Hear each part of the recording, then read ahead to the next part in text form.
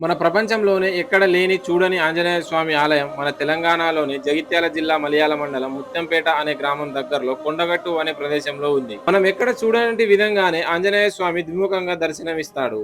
ఒకడేమో లక్ష్మీ నరసింహ స్వామి, మరొకటేమో ఆంజనేయ స్వామి. ఈ ఆలయానికి చాలానే చరిత్ర ఉంది. హనుమంతుడు లక్ష్మణుని కోసం సంజీవిని తీసుకువెళ్లేటప్పుడు అందులో కొంత భాగం ఇక్కడ పడి కొండగట్టు ఏర్పడిందని చెప్తారు. 500 సంవత్సరాల క్రితం సంజీవుడు అనే పశువుల కాపరికి హనుమంతుని విగ్రహం కనిపించిందని, లేదా ఈ ప్రాంతాన్ని కొండలరాయుడు అనే రాజు పరిపాలించాడు కాబట్టి కొండగట్టు అనే పేరు వచ్చిందని చాలా కథలు ప్రచారంలో ఉన్నాయి. మనకు ఆలయం స్టార్టింగ్ లోనే రెండు పెద్ద ఏనుగులు జయ విజయలు, ఒక పెద్ద గోపురం ద్వారం కనిపిస్తుంది. ఆలయం లోపలికి వెళ్లాలంటే ఆలయం ముఖద్వారం నుంచి కాకుండా ఇంకో మార్గం కూడా వెళ్ళొచ్చు. ఆలయం లోపలికి వెళ్ళడానికి ముందే ఇక్కడ వచ్చిన భక్తులు ఇక్కడ కనిపిస్తున్న కోనేరులో స్నానం చేసి దర్శనానికి వెళ్తారు. ఇదే ఆ కోనేరు.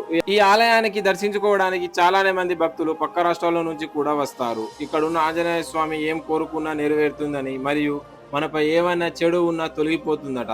మరియు ఆంజనేయ స్వామి ఆలయం వెనకాలనే క్షేత్రపాలకుడైన బేతాళుని స్వామి ఆలయం కూడా ఉంది. ఇక్కడ బేతాళుడు మొక్కి కిందికి వెళ్లి కోళ్లు మేకలు బలిస్తారు. ఈ కొండగట్టులో హనుమాన్ జయంతి రోజు లేదా శ్రీరామనవమి రోజు చాలా మంది పెద్ద ఎత్తున వస్తారు. మరియు ఆంజనేయ స్వామి మాల వేసి విరమణ కూడా చేస్తారు.